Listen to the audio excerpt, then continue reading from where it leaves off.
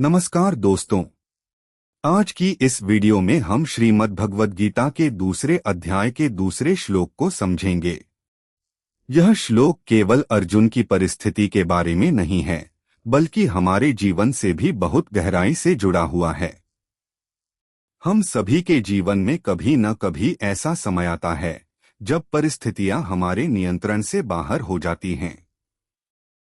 कभी आर्थिक परेशानी आती है, कभी परिवार में समस्या होती है, कभी रिश्तों में तनाव आता है, कभी करियर को लेकर चिंता होती है और कभी लगातार असफलताओं के कारण हमारा आत्मविश्वास कमजोर पड़ने लगता है। ऐसे समय में मनुष्य को लगता है कि अब आगे क्या होगा? क्या मैं इस परिस्थिति का सामना कर पाऊंगा? क्या मेरी मेहनत सफल होगी? क्या मुझे पीछे हट जाना चाहिए? ठीक ऐसी ही मानसिक स्थिति अर्जुन की भी हो गई थी। और जब अर्जुन अपने कर्तव्य से पीछे हटने की स्थिति में पहुंच गए, तब भगवान श्री कृष्ण ने उन्हें समझाया। आइए सबसे पहले इस श्लोक को सुनते हैं। श्लोक है, श्री भगवानुवाच कुतस्त्वा कश्मलमिदं विश्मे समुपस्थितम् अनार्यजुष्टमस्वर्ग्यम कीर्तिक्रमर्जुन। अब इसका सरल अर्थ समझते हैं। भगवान श्री कृष्ण कहते हैं, हे अर्जुन, इस कठिन समय में तुम्हारे अंदर यह मोह और कमजोरी कहां से आ गई? यह न तो श्रेष्ठ पुरुषों के योग्य है, न इससे तुम्हें कोई उच्च फल प्राप्त होगा और न ही इससे तुम्हें यश मिलेगा। अब यहाँ एक बहुत महत्वपूर्ण बात समझने की जरूरत है। भगवान श्री कृष्ण अर्जुन को केवल डांट नहीं रहे हैं, वह अर्जुन की मानसिक स्थिति को समझ रहे हैं। अर्जुन युद्धभूमि में खड़े हैं। उनके सामने उनके अपने लोग हैं। उन्हें अपने रिश्तेदार, गुरु और प्रियजन दिखाई दे रहे हैं। इसी मोह और भावनात्मक तनाव के कारण अर्जुन का मन कमजोर हो गया। उनका शरीर और मन दोनों उनका साथ छोड़ने लगे। और इसी परिस्थिति में भगवान श्री कृष्ण उन्हें याद दिलाते हैं कि कठिन समय में केवल भावनाओं के आधार पर निर्णय नहीं लेना चाहिए। यही इस श्लोक की सबसे बड़ी सीख है। दोस्तों, हमारे जीवन में भी ऐसा ही होता है। जब सब कुछ ठीक चल रहा होता है, तब आत्मविश्वास बनाए रखना बहुत आसान होता है। लेकिन असली परीक्षा तब होती है जब जीवन में कठिन परिस्थिति आती है। मान लीजिए किसी व्यक्ति ने कई महीनों तक मेहनत की। उसने अपना काम शुरू किया, उसने समय लगाया, लेकिन उसे सफलता नहीं मिली। कुछ लोग उसका मजाक उड़ाने लगे। उसे लगा कि शायद मैं यह काम कर ही नहीं सकता। अब उसके सामने दो रास्ते हैं। पहला रास्ता है कि वह निराश होकर सब कुछ छोड़ दे, और दूसरा रास्ता है कि वह अपनी परिस्थिति को समझे, अपनी गलतियों को देखे और फिर से प्रयास करे। यहीं पर श्री कृष्ण का संदेश हमारे जीवन में काम आता है। कठिन परिस्थिति का आ जाना यह प्रमाण नहीं है कि हम हार चुके हैं। कठिन परिस्थिति केवल यह देखती है कि हम उसके सामने कितने मजबूत रहते हैं। कई बार समस्या उतनी बड़ी नहीं होती जितनी बड़ी हमें अपने मन में दिखाई देने लगती है। हम समस्या से पहले उसके परिणामों से डरने लगते हैं। हम सोचते हैं, अगर मैं असफल हो गया तो क्या होगा? अगर लोग मेरा मजाक उड़ाने लगे तो क्या होगा? अगर मेरा काम नहीं चला तो क्या होगा? अगर मेरे रिश्ते खराब हो गए तो क्या होगा? अगर मुझे सफलता नहीं मिली तो क्या होगा? इन सवालों के कारण हमारा मन वर्तमान परिस्थिति से निकलकर भविष्य की चिंता में चला जाता है, और फिर हम वह काम भी नहीं कर पाते जो वास्तव में हमारे हाथ में है। भगवान श्री कृष्ण हमें इसी मानसिक कमजोरी से बाहर आने का रास्ता दिखाते हैं। वह हमें यह नहीं कहते कि जीवन में कठिनाइयां नहीं आएंगी, बल्कि उनका संदेश यह है कि कठिनाइयों के बीच भी अपने विवेक और कर्तव्य को मत भूलो। अब सवाल आता है कि आज के जीवन में इस श्लोक को हम कैसे अपनाएं। इसके लिए हमें 5 बातें समझनी चाहिए। पहली बात, मुश्किल समय में घबराना स्वाभाविक है, लेकिन घबराहट में निर्णय नहीं लेना चाहिए। जब कोई बड़ी समस्या सामने आती है तो मन तुरंत प्रतिक्रिया देने लगता है। हम गुस्सा कर सकते हैं, हम डर सकते हैं, हम निराश हो सकते हैं, हम किसी को दोष दे सकते हैं। लेकिन उस समय कुछ देर रुककर परिस्थिति को समझना ज्यादा जरूरी है। खुद से पूछिए, समस्या वास्तव में क्या है? मेरे नियंत्रण में क्या है? और मुझे अभी क्या करना चाहिए? यह छोटा सा विचार आपके निर्णय लेने की क्षमता को बदल सकता है। दूसरी बात, असफलता के कारण अपना आत्मविश्वास खत्म मत कीजिए। जीवन में असफलता आना और असफल व्यक्ति बन जाना दोनों अलग अलग बातें हैं। अगर किसी काम में आपको सफलता नहीं मिली तो इसका मतलब यह नहीं कि आप योग्य नहीं हैं।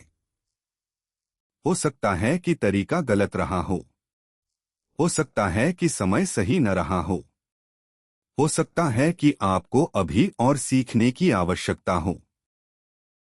इसलिए असफलता को अपनी पहचान मत बनाइए, उसे सीखने का अवसर बनाइए।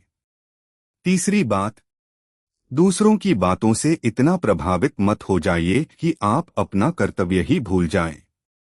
लोग आपके बारे में कुछ भी कह सकते हैं। कोई आपको कमजोर कह सकता है, कोई कह सकता है कि आप सफल नहीं होंगे, कोई आपके काम का मजाक बना सकता है। लेकिन अगर आप हर व्यक्ति की बात को अपने मन पर लेने लगेंगे तो आप अपने लक्ष्य पर ध्यान नहीं दे पाएंगे। आपको यह देखना चाहिए कि आपका कर्तव्य क्या है और आपकी दिशा क्या है। चौथी बात, भावनाओं के साथ विवेक को भी रखना जरूरी है। भावनाएं हमारे जीवन का हिस्सा हैं। दुख होगा तो दुख महसूस होगा, असफलता होगी तो निराशा भी आएगी, किसी अपने को खोने पर दुख होना भी स्वाभाविक है।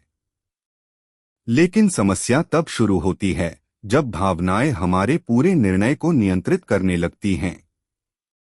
इसलिए भावना को दबाना नहीं है, बल्कि भावना को समझते हुए विवेक से निर्णय लेना है। यही श्री कृष्ण के संदेश की गहराई है। और पांचवी बात, जब जीवन में समस्या बहुत बड़ी दिखाई दे तब खुद से केवल एक सवाल पूछिए, इस परिस्थिति में मेरा कर्तव्य क्या है? यह सवाल आपके मन को बहुत अधिक स्पष्टता दे सकता है। अगर आप विद्यार्थी हैं तो आपका कर्तव्य है पढ़ाई करना। अगर आप व्यवसाय करते हैं तो आपका कर्तव्य है अपने काम को ईमानदारी और समझदारी से आगे बढ़ाना। अगर आप नौकरी करते हैं तो अपना काम पूरी जिम्मेदारी से करना आपका कर्तव्य है। अगर परिवार में समस्या है तो समस्या को और बढ़ाने के बजाय शांत होकर समाधान खोजने का प्रयास करना आपका कर्तव्य है। यानी हर परिस्थिति में हमारा ध्यान उस चीज पर होना चाहिए जो हमारे हाथ में है। दोस्तों, श्रीमद् भगवद गीता का यह श्लोक हमें एक बहुत गहरी बात सिखाता है। जीवन में परिस्थितियां हमेशा हमारे अनुसार नहीं होंगी। कभी सफलता मिलेगी और कभी असफलता। कभी लोग साथ देंगे और कभी विरोध करेंगे। कभी रास्ता आसान होगा और कभी बहुत कठिन। लेकिन इन परिस्थितियों के बीच हमारा मन कैसा रहता है, यह बहुत महत्वपूर्ण है। अर्जुन की समस्या केवल युद्धभूमि की समस्या नहीं थी। उनकी सबसे बड़ी समस्या उस समय उनका मन था। और भगवान श्री कृष्ण सबसे पहले उनके मन की कमजोरी को दूर करते हैं। यही बात आज हमारे लिए भी महत्वपूर्ण है। कई बार हमारी सबसे बड़ी लड़ाई बाहर की दुनिया से नहीं, बल्कि हमारे अपने मन के अंदर चल रही होती है। हम डर से लड़ रहे होते हैं, हम चिंता से लड़ रहे होते हैं। हम असफलता के डर से लड़ रहे होते हैं। हम लोगों की बातों से प्रभावित हो रहे होते हैं और इसी कारण हम अपने वास्तविक लक्ष्य से दूर हो जाते हैं। इसलिए जब भी जीवन में कठिन परिस्थिति आए, तुरंत यह मत सोचिए कि सब कुछ खत्म हो गया। कुछ समय रुकिए, अपने मन को शांत कीजिए, परिस्थिति को समझिए और फिर खुद से पूछिए, अभी मेरा कर्तव्य क्या है? यह सवाल आपको भावनाओं से निकालकर कर्म और विवेक की ओर ले जा सकता है। और यही इस श्लोक का आज के जीवन के लिए सबसे बड़ा संदेश है। याद रखिए, कठिन परिस्थिति हमारे सामने आने का मतलब यह नहीं है कि हम हार गए हैं। कठिन समय हमारी परीक्षा लेता है, लेकिन जो व्यक्ति कठिन समय में भी अपने विवेक, साहस और कर्तव्य को बनाए रखता है, वही वास्तव में मजबूत बनता है। इसलिए अगली बार जब आपके जीवन में कोई बड़ी परेशानी आए, तो घबराकर अपने लक्ष्य से पीछे मत हटिए। अपने मन को संभालिए, परिस्थिति को समझिए और अपने कर्तव्य पर ध्यान दीजिए। क्योंकि परिस्थिति हमेशा हमारे नियंत्रण में नहीं होती, लेकिन परिस्थिति के प्रति हमारा दृष्टिकोण और हमारा कर्म बहुत हद तक हमारे हाथ में होता है। अगर आपको यह श्लोक और इसकी सीख उपयोगी लगी हो, तो वीडियो को लाइक जरूर करें। और अगर आप चाहते हैं कि हम श्रीमद् भगवद गीता के अगले श्लोक को भी इसी तरह सरल भाषा में समझाएं, तो चैनल को सब्सक्राइब कर लीजिए। वीडियो को अपने परिवार और दोस्तों के साथ भी शेयर कीजिए, ताकि गीता का यह ज्ञान अधिक से अधिक लोगों तक पहुंच सके। मिलते हैं अगली वीडियो में गीता के अगले श्लोक के साथ। तब तक के लिए याद रखिए, कठिन समय में हार मानना समाधान नहीं है। अपने विवेक को जगाइए, अपने कर्तव्य को पहचानिए और आगे बढ़ते रहिए। धन्यवाद।